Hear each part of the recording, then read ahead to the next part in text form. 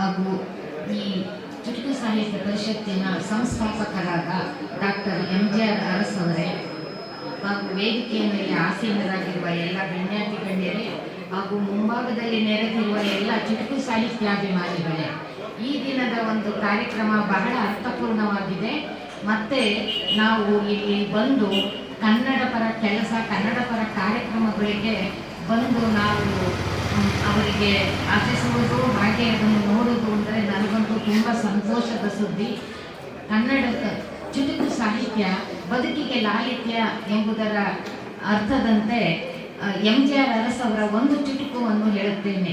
ತಾಯಿಯ ಗರ್ಭದಿಂದ ಬಂದಾಗ ಉಸಿರಿತ್ತು, ಕಾಯಕ ಮಾಡಿ ಹೊರಟಾಗ ಹೆಸರಿತ್ತು ಜಗದೆಲ್ಲೆಡೆ. ಸೊ ಈ ಕಾರ್ಯಕ್ರಮಗಳು ಮಾಡುವುದರ ಅರ್ಥ ಏನು ಅಂದರೆ, ಯಾವಾಗಲೂ ನಾವು ಮಾಡಿದ ಕೆಲಸವಷ್ಟೇ ಉಳಿಯುತ್ತದೆ, ಇನ್ನೇನೂ ಸಿಗುವುದಿಲ್ಲ, ಇನ್ನೇನು ತಗೊಂಡು ಹೋಗಲ್ಲ. ಈ ಒಂದು ಕಾರ್ಯಕ್ರಮ ಅಂತೂ ಬಹಳ ಅರ್ಥಪೂರ್ಣವಾಗಿದೆ ಅಂದರೆ ನನಗಂತೂ ಬಹಳ ಖುಷಿ ಕೊಡ್ತಿದೆ. ಈ ಒಂದು ಚುಟುಕು ಸಾಹಿತ್ಯ ಪರಿಷತ್ತಿನ ಕೆಲಸಗಳನ್ನು ಅಲಕ್ಷಿತವಾಗಿದ್ದ ಚುಟುಕು ಸಾಹಿತ್ಯ 30 ವರ್ಷಗಳ ಹಿಂದೆ ಡಾಕ್ಟರ್ MJR ಅರಸ್ ಅವರು ಕಟ್ಟಿದ ಈ ಒಂದು ಕಲೆಯೇ ಈ ಥರದ ಕಾರ್ಯಕ್ರಮಗಳನ್ನು ನಡೆಸಲು ಬಹಳ ಸುಲಭವಾಗಿ ನಡೆಯುತ್ತಿದೆ. ಕರ್ನಾಟಕದ 30 ಜಿಲ್ಲೆಗಳಲ್ಲಿ ಚುಟುಕು ಸಾಹಿತ್ಯನ ಪರಿಷತ್ತಿನ ಕೆಲಸಗಳು ಇದೇ ಥರ ಸಮ್ಮೇಳನಗಳು, ಚುಟುಕು ಕವಿಗೋಷ್ಠಿಗಳು, ಸಂಕ್ರಾಂತಿ ಕವಿಗೋಷ್ಠಿಗಳು, ಎಲ್ಲ ಥರದ ಕಾರ್ಯಕ್ರಮಗಳು ಬಹಳ ಚೆನ್ನಾಗಿ ನಡೆಯುತ್ತಿದೆ. ಮೊದಲು ಮಂಗಳೂರಿನಲ್ಲಿ, ಹಾಸನದಲ್ಲಿ, ಕೆಲವು ಜಿಲ್ಲೆಗಳಲ್ಲಿ ಬಹಳ ಚೆನ್ನಾಗಿ ನಡೆಯುತ್ತಿದೆ. ಮೈಸೂರಿನಲ್ಲೂ ಸಹಿತ ನಾನು ಮಾಡ್ತಾ ಇದ್ದೇನೆ. ಹಾಗೆಯೇ ನಾನು ಚುಟುಕು ಸಾಹಿತ್ಯ ಪರಿಷತ್ತಿನ ಈ ಒಂದು ಚುಟುಕು ಕವಿಗೋಷ್ಠಿಯಾಗಲಿ ಮತ್ತು ಅನೇಕ ಕವಿಗಳನ್ನು ಬೆಳೆಸುವುದಾಗಲಿ, ಚುಟುಕು ಕವಿಗಳಾಗಿ ಅಂತಹ ಕಾರ್ಯಕ್ರಮವನ್ನು ನಾವು ಕವಿಗೋಷ್ಠಿಗಳ ಮುಖಾಂತರ ಆಹ್ವಾನಿಸಿ ಅವರಿಗೆ ಬರೆಯಲು ಪ್ರೇರೇಪಿಸಿ ಅವರು ಬರೆದ ಚುಟುಕುಗಳನ್ನು ಹೇಳಲು ನಾವು ವೇದಿಕೆಗಳನ್ನು ಕಲ್ಪಿಸಿಕೊಟ್ಟಿದ್ದೇವೆ. ಅನೇಕ ಸಮ್ಮೇಳನಗಳಲ್ಲಿ 100ಕ್ಕೂ ಹೆಚ್ಚು ಜನ ಚುಟುಕು ಕವಿಗಳು ಬಂದು ಚುಟುಕು ವಾಚನ ಮಾಡಿದ್ದಾರೆ. ಹಾಗೆಯೇ ನಾನು ಯಾವಾಗಲೂ ನಾನು ಹೊರದೇಶದಲ್ಲಿ 22 ವರ್ಷಗಳ ಕಾಲ ನೆಲೆಸಿದ್ದರಿಂದ ನನಗೆ ಯಾವಾಗಲೂ ನಾಡು ನುಡಿಯ ಬಗ್ಗೆ ಬಹಳ ಅಭಿಮಾನ ಇದ್ದಿದ್ದರಿಂದ ನಾವು ಮೈಸೂರಿನಲ್ಲಿ ಬಂದು ನೆಲೆಸಿದಾಗ ನನಗೆ ಆಕರ್ಷಣೆಯಾಗಿದ್ದು ಚುಟುಕು ಸಾಹಿತ್ಯ ಪರಿಷತ್ತು. ಬೇರೆ ಪರಿಷತ್ತು ಸಾಹಿತ್ಯದಲ್ಲೂ ಇದ್ದೀನಿ, ಆದರೆ ಚುಟುಕು ಸಾಹಿತ್ಯದಲ್ಲಿ ನಾನು ಸೇರಿಕೊಂಡಾಗ ನನಗೆ ಬಹಳ ಬರೆಯೋ ಒಂದು ಆಸೆ ಉತ್ಪನ್ನ ಆಯಿತು. ನಾನು ಸುಮಾರು ಪುಸ್ತಕಗಳನ್ನು, ಚುಟುಕು ಕವಿಗೋಷ್ಠಿಗಳನ್ನು ಬರೆದಿದ್ದೇನೆ. ಹಾಗೆ ಹೊರದೇಶದಲ್ಲಿ ಅಂದರೆ ಕೆನಡಾ, ಅಮೆರಿಕದಲ್ಲೂ ಸಹಿತ ಕನ್ನಡ ಸಾಹಿತ್ಯ ಕನ್ನಡ ಪರಿಷತ್ತು ಟೊರೆಂಟೊ, ಅಲ್ಲಿ ಕನ್ನಡ ಸಂಘವನ್ನು ನಾನು ಒಬ್ಬಳು ಫೌಂಡರ್ ಮೆಂಬರ್ ಆಗಿ ಸ್ಥಾಪನೆ ಮಾಡಿದ್ದೇನೆ. ಹಾಗೆ ವೀರಶೈವ ಸಮಾಜ ನಾರ್ತ್ ಅಮೆರಿಕಾ, ಅಮೆರಿಕಾ, ಅಲ್ಲೂ ಸಹಿತ ಆ ಸಂಸ್ಥೆಯನ್ನು ಒಬ್ಬರು ಫೌಂಡರ್ ಆಗಿ ಸ್ಥಾಪನೆ ಮಾಡಿದ್ದೇನೆ. ಮಹಿಯನಿಹ ಗಡಿನಾಡ ಹೋರಾಟ ಮಾಡುತ್ತದೆ ಬಹಳ ಸೆಣಸಿದ ನೆನೆವೆ ಧೀರತಮ್ಮ. ಇಂದು ಕನ್ನಡ ಭವನದಲ್ಲಿ ಬಹು ವೈಭವದಿ ಚಂದ ಕಾಣಿಸಲಿಹರು ಕನ್ನಡದ ಹಬ್ಬ. ನಿಂದು ಜೊತೆಯಲ್ಲಿ ಹಲವು ಸಾಹಿತ್ಯ ದಿಗ್ಗಜರು ಒಂದಾಗಿ ಇರಲಿಹರು ಧೀರತಮ್ಮ. ವೇದಿಕೆಯಲ್ಲಿ ಆಸೀನರಾಗಿರುವ ಇಂದಿನ ಕಾರ್ಯಕ್ರಮದ ಸಭಾಧ್ಯಕ್ಷರಾದ ಪವನರಾವ್ ಬೇಕೂರವರೇ, ಹಾಗೆಯೇ ಸದಾ ಅರಸರೆಯಾಗಿರುವ ಆ ಸಾಹಿತ್ಯದ ಅರಸರು ನನ್ನ ಹಳೆಯ ಗೆಳೆಯ ಸಮಾನ ಎನ್ನುವ ಉದ್ಯೋಗಸ್ಥರು ಆದ ವೃತ್ತಿ ಬಾಲಕರು ಆದ ಅರಸ MJR ಅರಸರವರ ರತ್ನಾವತಗೌಡರವರೇ, ನನ್ನ ರಿಲೇಷನ್ ಒಂದು ಸಮೀಪದ ಬಂದು ತೊಟ್ಟೆತ್ತೋಡಿ ಜಯಪ್ರಕಾಶ್ ಅವರೇ, ಆಯಿಷಾ ಪೆಲ್ಲರ್ ಅವರು ನಮ್ಮ ಊರಿನವರು, ಹಾಗೆಯೇ ನಮ್ಮ ಮುರಾಜರವರೇ, ಪೆರಾಜಿ ಅವರೇ, ಕುಳ ಮರುವ ಮತ್ತು ವೇದಿಕೆ ಮುಂದೆ ಆಸೀನರಾಗಿರುವ ಹಲವಾರು ಆತ್ಮೀಯರು. ನನಗಿದು ಅನಿರೀಕ್ಷೆ, ನಾನು ಮಾತನಾಡುವ ಬಗ್ಗೆ ಚಿಂತನೆ ಮಾಡಿರಲಿಲ್ಲ, ಚಿಂತೆಯೂ ಮಾಡಿರಲಿಲ್ಲ. ಇತ್ಯಾದಿಯಾಗಿ ಎಲ್ಲರೂ ಸೆಣಸುತ್ತಾರೆ. ನಾನು ನೋಡಿದ ಹಾಗೆ ಮಂಗಳೂರು ಇರ್ಬೋದು, ಬೆಂಗಳೂರು ಇರ್ಬೋದು, ವಿಜಯಪುರ ಇರ್ಬೋದು, ಅಲ್ಲಿ ಎಲ್ಲಕ್ಕಿಂತ ಹೆಚ್ಚು ಕನ್ನಡದ ಕಾರ್ಯಕ್ರಮಗಳು ಒಂದು ಲಘು ಬಗೆಯಿಂದ ಮತ್ತು ಬಹಳಷ್ಟು ಚಟುವಟಿಕೆಯಿಂದ ನಡೆಯುವುದು, ಆಗಾಗ ನಡೆಯುವುದು, ಬೇರೆ ಬೇರೆ ರೀತಿಯಲ್ಲಿ ನಡೆಯುವುದು, ಇತರೇತರ ಪ್ರಕಾರಗಳಲ್ಲಿ ನಡೆಯುವುದು ಕಾಸರಗೋಡು. ಇದು ನಾನು ಗಮನಿಸಿದಾಗ ಸುಮಾರು 95ನೇ ಇಸವಿಯಿಂದ ನಾನು ನಿಕಟವರ್ತಿಯಾಗಿದ್ದೇನೆ. ಗಡಿನಾಡ ಕನ್ನಡ ಸಂಘದ ಸದಸ್ಯನೂ ನಾನು 84ರಲ್ಲಿ ಆಗಿದ್ದೆ. ಆಗಾಗ ನಾನು ಗಮನಿಸ್ತಾ ಇದ್ದ ಹಾಗೆ ಇಲ್ಲಿ ನಡೆಯುವಂತಹ ವಿಶಿಷ್ಟ ಸಮವಾದ ಕಾರ್ಯಕ್ರಮಗಳು ಪ್ರಾಯಶಃ ಬೇರೆ ಕಡೆ ನಡೆಯುತ್ತೆ. ಬೇರೆ ಕಡೆ ಕಾರ್ಯಕ್ರಮ ನಡೆದರೆ ಇಲ್ಲಿ ಕಾರ್ಯಕ್ಕಾಗಿ ಕಾರ್ಯಕ್ರಮ ನಡೆಯುತ್ತೆ, ಅಷ್ಟೇ ವ್ಯತ್ಯಾಸ. ಹಾಗಾಗಿಯೇ ನಮ್ಮ ಇವತ್ತು ಇವರು ಬೇಕಾಗಬೇಕು ಆಗಾಗ ಮಾಡ್ತಾ ಇರ್ತಾರೆ ಬೇರೆ ಬೇರೆ ರೀತಿಯ ಕಾರ್ಯಕ್ರಮಗಳು. ಅವರೊಬ್ಬರು ಸಾಹಿತ್ಯಕ್ಕೋಸ್ಕರವೇ ತನ್ನನ್ನು ಮುಡಿಪಾಗಿರಿಸಿಕೊಂಡ ಅರ್ಹಜೀವಿ. ಅವರಿಗೆ ನಾವು ಗೌರವಿಸಬೇಕು, ಸನ್ಮಾನಿಸುವುದು ಖಂಡಿತವಾಗಿ ಸ್ತುತ್ಯ.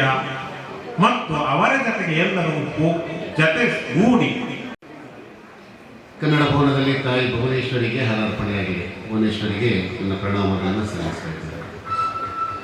ಕೃಷ್ಣದೇವರಾಯರನ್ನ ನೆನಪಿಸಿಕೊಂಡಾಗ ನಮಗೆ ಕರ್ನಾಟಕದಲ್ಲಿ ಮುತ್ತು ರತ್ನಗಳನ್ನು ಮಾರ್ತಾ ಇದ್ದಂತಹ ನಾಡಿನ ನೆನಪು ಬರ್ತದೆ ಮತ್ತು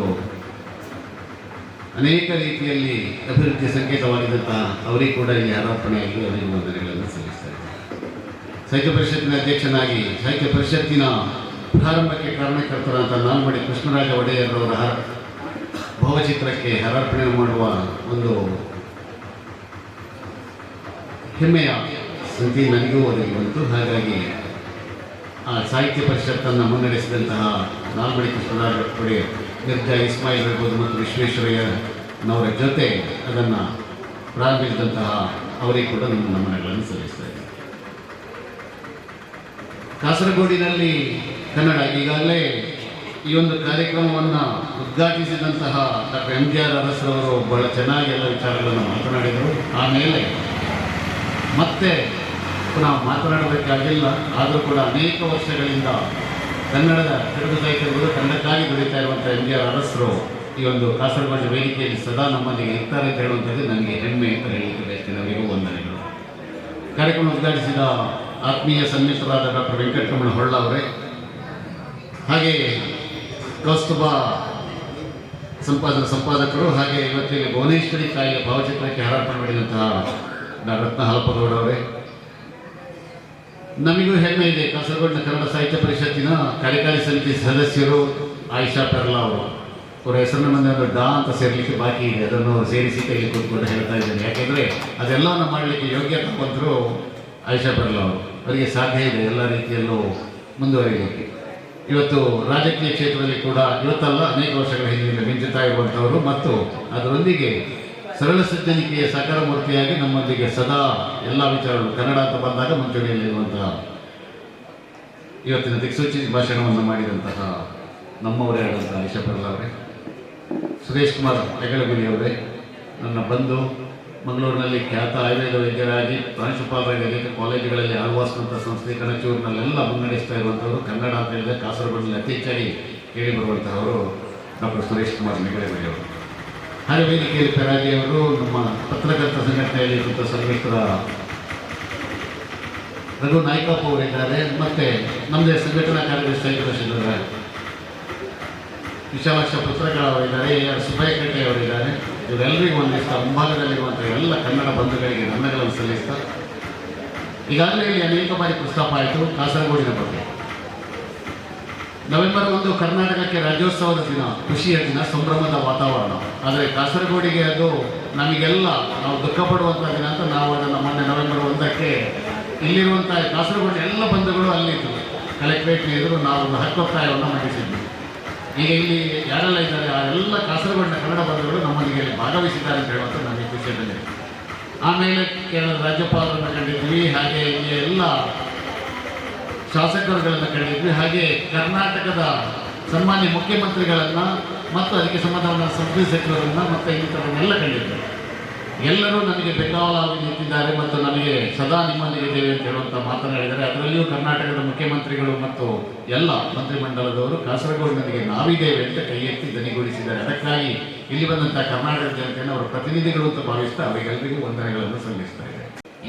ಇದೇ ರೀತಿ ಕನ್ನಡದ ಕಾರ್ಯಕ್ರಮಗಳನ್ನು ಮಾಡುವಂತಹ ಒಂದು ಕುಟುಂಬ ಇದ್ದರೆ ಅದು ಈ ಕನ್ನಡ ಭವನದ. ಅನೇಕ ರೀತಿಯಲ್ಲಿ ಅವರ ಬಗ್ಗೆ ವಿಶ್ಲೇಷಣೆ ಮಾಡಬಹುದು, ನಾನು ಮಾಡಬಹುದು, ಅಥವಾ ಕಾರ್ಯಕ್ರಮದಲ್ಲಿ ಭಾಗವಹಿಸಬೇಕು. ಆದರೂ ವಾಮನರಾಯರಿಗೆ ಬರದೆ ಹೋಗುವಂತಹ ಪರಿಪಾಠ ಕಾಸರಗೋಡಿನ ಯಾವುದೇ ಕನ್ನಡಿಗರಿಗೆ ಇಲ್ಲ ಅಂತ ಹೇಳುವಂತಹ ಮಾತನ್ನು ನಾನು ಹೇಳ್ತೇನೆ. ಅವರು